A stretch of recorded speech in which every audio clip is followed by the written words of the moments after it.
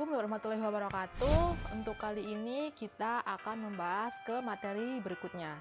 Nah, kalian harus saksikan video ini untuk mengetahui apa isi dari materi selanjutnya. Oke? Assalamualaikum, kembali lagi bersama Ibu Rosa.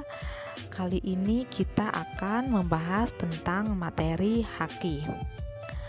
HAKI adalah singkatan dari hak atas kekayaan intelektual. Nah, pasti kalian kan bertanya-tanya, apa itu HAKI? Oke, untuk selanjutnya langsung kita masuk ke materi.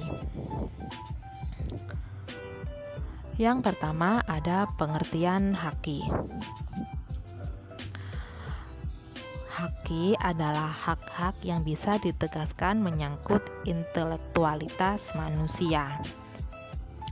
Nah, dalam perjanjian TRIPS, HAKI didefinisikan sebagai the right of creators to prevent others from using their inventions, design, or other creations.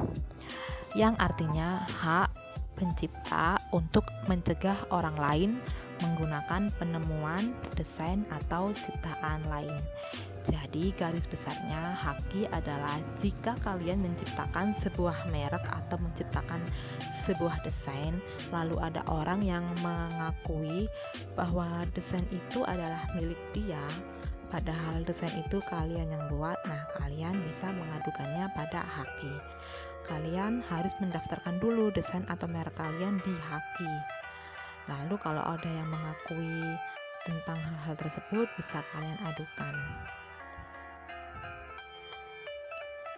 Selanjutnya, menurut perjanjian TRIPS WTO, HAKI terdiri dari hak cipta dan hak-hak terkait lainnya. Lalu, hak merek dagang dan merek jasa. Selanjutnya ada integrasi geografis. Lalu ada hak desain industri, hak paten, hak tata letak atau layout desain, dan hak rahasia dagang. TRIPS sendiri adalah singkatan dari Trade Related Intellectual Property Rights.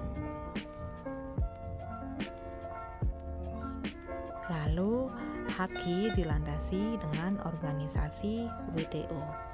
WTO adalah World Trade Organization, sebuah organisasi internasional yang menaungi upaya untuk meliberalisasi perdagangan.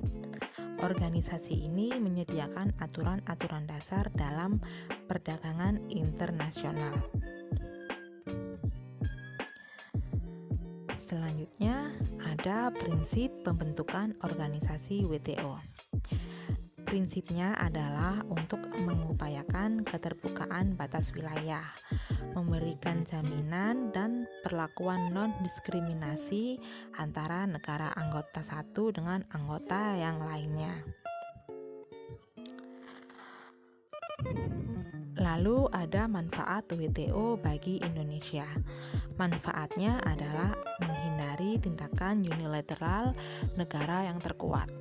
Lalu, prosedur penyelesaian sengketa memungkinkan Indonesia memperkarakan praktek yang tidak sesuai dengan persetujuan WTO. Selanjutnya ada liberalisasi perdagangan yang dipromosikan oleh WTO membuka peluang produk ekspor Indonesia untuk ke negara asing. Lalu ada menciptakan aturan main yang jelas dalam praktek perdagangan internasional. Selanjutnya ada perlakuan khusus yang berbeda bagi Indonesia sebagai negara berkembang. Dan yang terakhir manfaatnya adalah adanya transparansi peraturan dalam berusaha. Lalu hakikat HAKI. Hakikat HAKI adalah hak eksklusif yang diberikan suatu hukum atau peraturan kepada seseorang atau sekelompok orang atas karya ciptanya. Jadi jika ada orang lain yang mengakui karya kalian bisa melaporkannya kepada HAKI ini. Tapi kalian harus mendaftarkan terlebih dahulu karya kalian ke HAKI.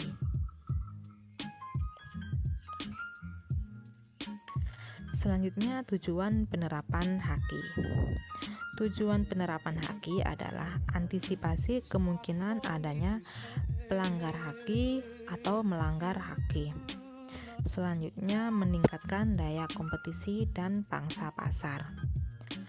Lalu dapat dijadikan sebagai bahan pertimbangan dalam penentuan strategi usaha dan industri. Bagaimana apabila karya kita atau milik orang lain tidak dilindungi? Sudah pasti akan terkena pembajakan.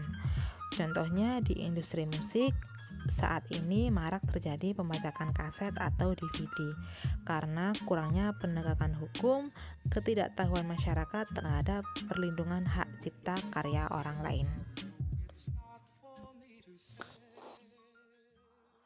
Lalu ada manfaat Haki.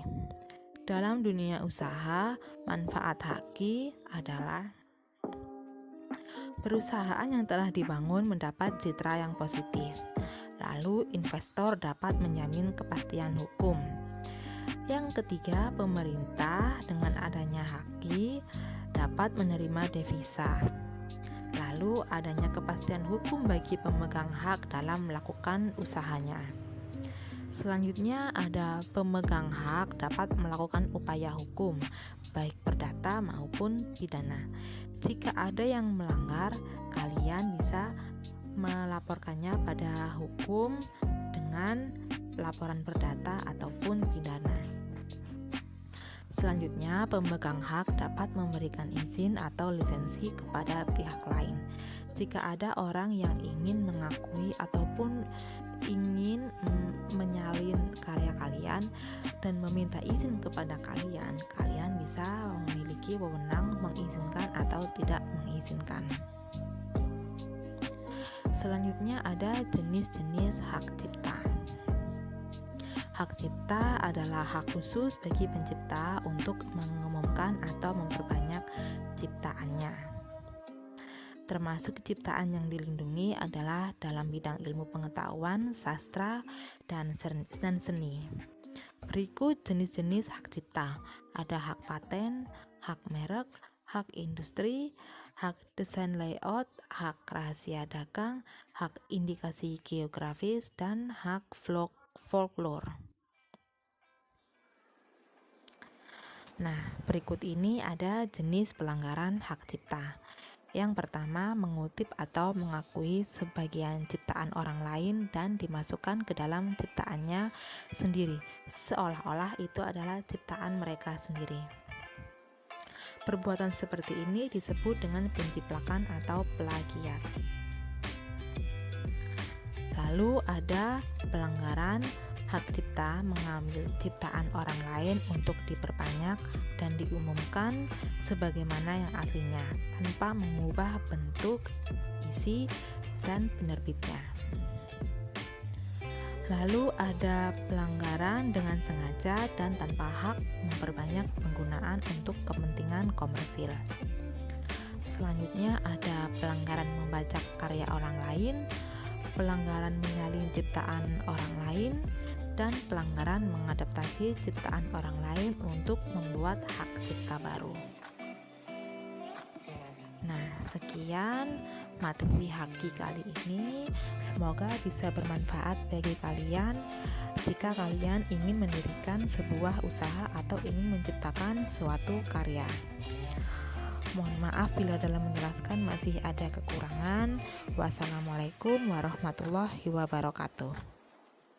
Nah, bagaimana untuk materi kali ini? Semoga kalian bisa memahami materi kali ini dengan mudah dan semoga ilmunya bisa bermanfaat untuk kalian. Wassalamualaikum warahmatullahi wabarakatuh.